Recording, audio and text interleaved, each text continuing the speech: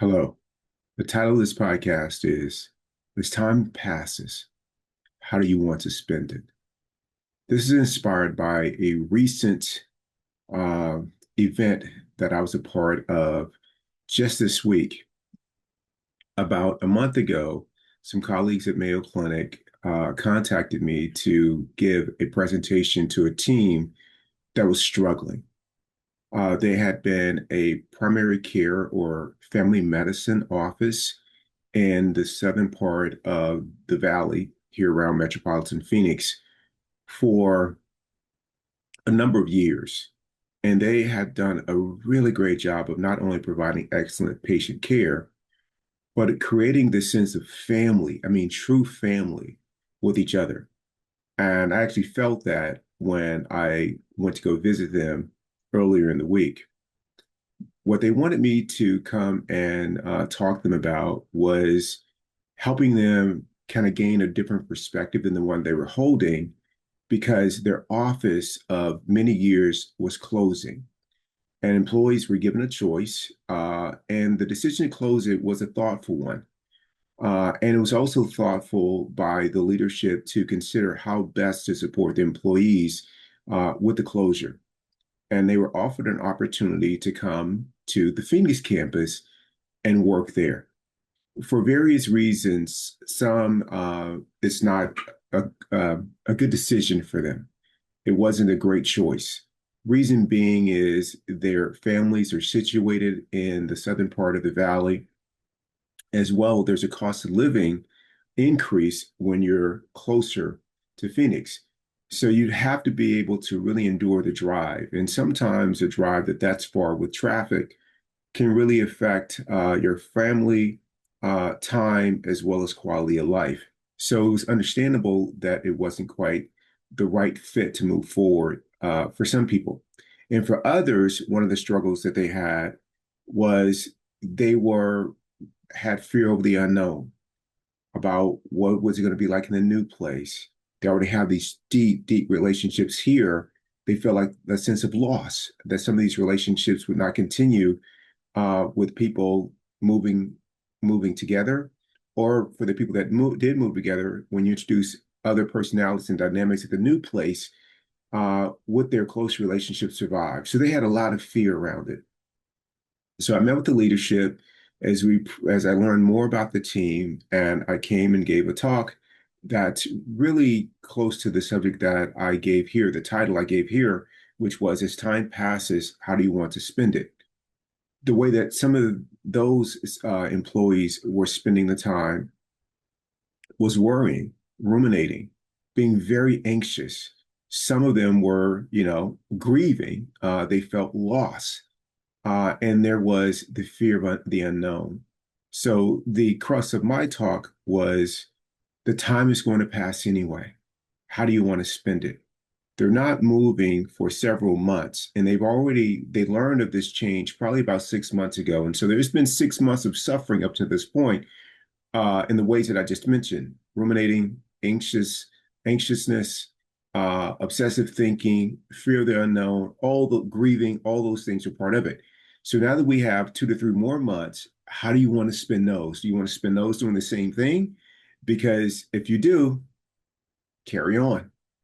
But if you want something different, that requires you to really root yourself in gratitude, to see the good about the situation that is present now, and to make the most of it. So, one of the things that I encouraged them to consider in terms of gratitude was being grateful for how how they've shown up for each other up until this point, all the years, for the deep relationships.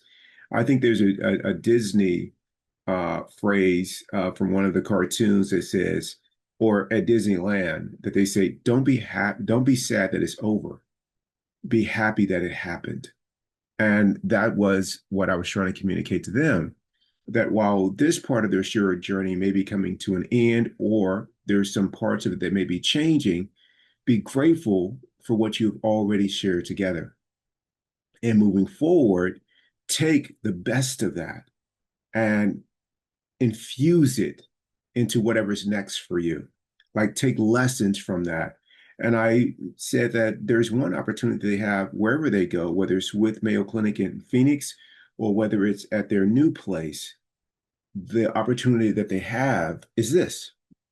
They get an opportunity to bring all the goodness, all those skills that they have activated and utilized to build a sense of community, of family, with a really channeling all that energy and caring for each other and caring for patients.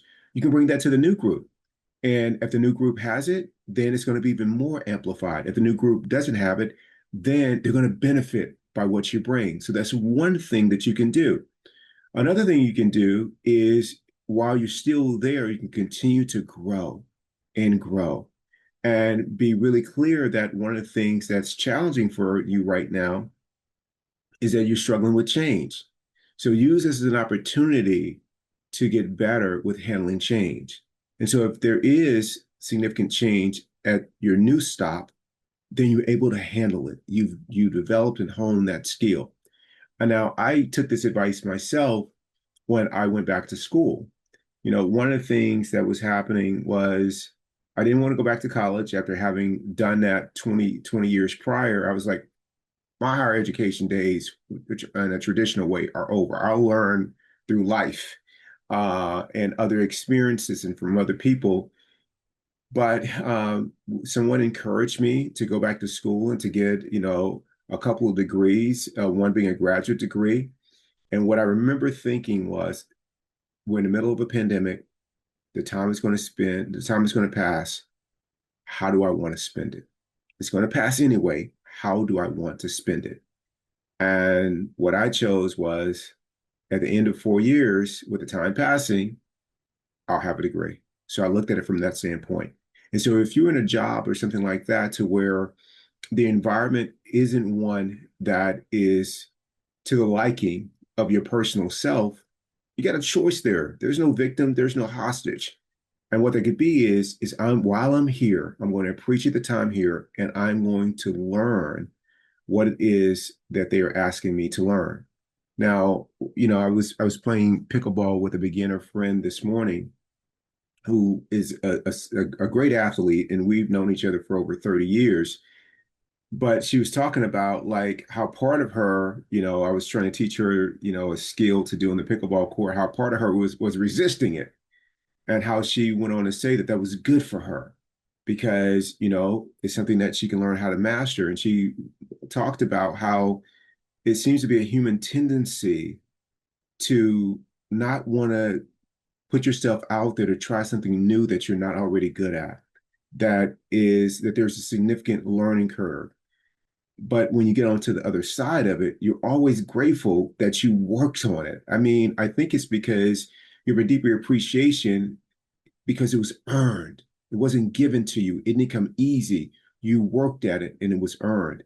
And so if it's change that you have a struggle with, then work on that. Because if you do, it's going to be an earned skill that will really help you throughout life. Because what is life? Life is full of change. And so I encourage you for whatever is happening into your life.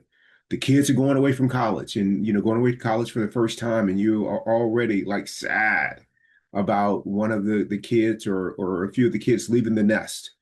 Well, you may have a few months, few years, a few days left with them. How do you want to spend it? You want to spend it down and in your feelings, or do you want to spend it celebrating all the moments that you have left until they leave? And that accounts to every relationship that you have in every situation. Practice gratitude. The time is going to pass. How do you want to spend it? You have a choice.